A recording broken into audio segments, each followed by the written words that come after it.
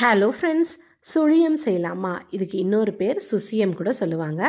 சுழியம் செய்கிறதுக்கு 1.5 கப் கடலைப்பருப்பை நல்லா வாஷ் பண்ணி ஒரு கிண்ணத்தில் எடுத்து வச்சுக்கலாம். தேவையான அளவுக்கு தண்ணி சேர்த்து 1 மணி நேரத்துக்கு ஊற வச்சிடலாம்.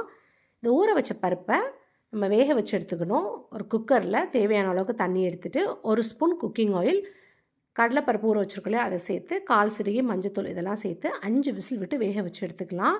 கடலைப்பருப்புக்கு பதில் பாசிப்பருப்பு கூட சேர்த்து செய்வாங்க. செட்டிநாடு ஸ்டைல்லாம் ரொம்பவே நல்லாயிருக்கும். விசில் அடங்கினதும் எடுத்து பார்த்தோம்னா இந்த பருப்பு நல்லா வெந்துட்டுருக்கும். இப்போ இந்த பருப்பை தண்ணியை தனியாக ஃபில்டர் பண்ணி எடுத்துக்கலாம். இந்த தண்ணியை சாம்பார் செய்கிறதுக்கோ அல்லது பருப்பு சூப் செய்கிறதுக்கு யூஸ் பண்ணலாம். ரொம்பவே டேஸ்ட்டாக நல்லாயிருக்கும்.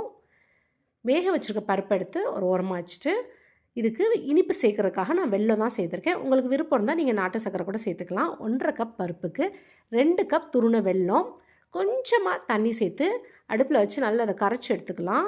கரைச்ச வெல்லத்தை ஃபில்டர் பண்ணி குக்கரில் சேர்த்துக்கலாம். எதுக்காக குக்கர்னால் ஆல்ரெடி அந்த பாத்திரத்தை நம்ம யூஸ் பண்ணிட்டோம் இல்லையா, ஸோ அதிலே நம்ம மறுபடியும் யூஸ் பண்ணிக்கலான்னு.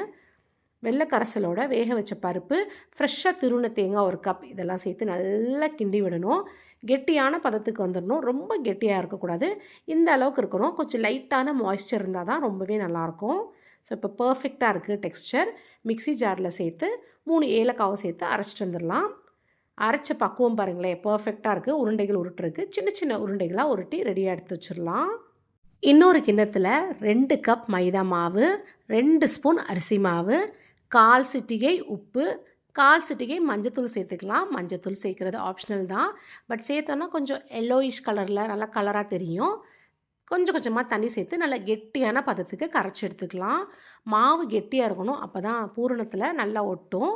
ஸோ இந்த பதத்தில் இருந்தால் போதும். உருட்டி வச்சுருக்க உருண்டைகளை இந்த மாவில் ஒன்று ஒன்றா டிப் பண்ணி ஆயிலில் ஃப்ரை பண்ணி எடுத்துக்கலாம். ஆயில் நல்லா சூடாயிடணும். அடுப்பை லோ ஃப்ளேமில் வச்சுட்டு ஒன்று ஒன்றா இந்த மாதிரி போடலாம். 8லேருந்து 10 உருண்டைகள் வரைக்கும் போடலாம். ஏன்னா சின்ன சின்ன உருண்டைகள்ன்றனால நம்ம நிறையா உருண்டைகள் அட் அ டைம் போட்டு எடுக்க முடியும்.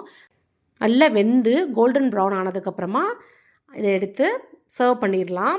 ரொம்ப டேஸ்ட்டாக சூப்பராக இருக்கும். ட்ரை பண்ணி பாருங்கள். தேங்க்ஸ் ஃபார் வாட்சிங்.